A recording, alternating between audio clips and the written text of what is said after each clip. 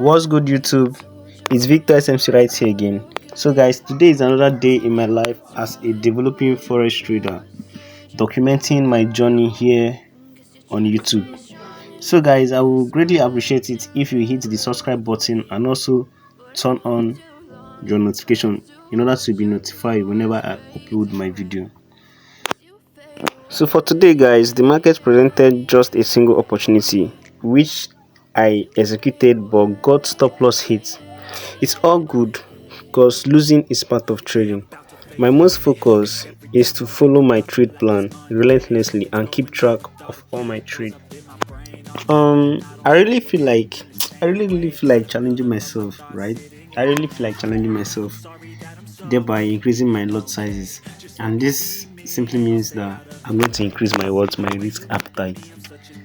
Yeah, I'm gonna surely do this, trust me guys. So without further ado, let me just quickly explain the reason behind the trade I took this morning. Regardless, it's a loss, but it's part of my plan. It's part of the game plan. So let's get to the chat. So guys, let me go over explaining the trade that I took today, the one I took yesterday. Though I've made a video about this particular trade I took yesterday morning, which I secured about 3.05 RR. You can check the recent video in my channel. Recent video before this now. So check it, you see the video where I explained this concept, structure of payments engagement. So guys, this second trade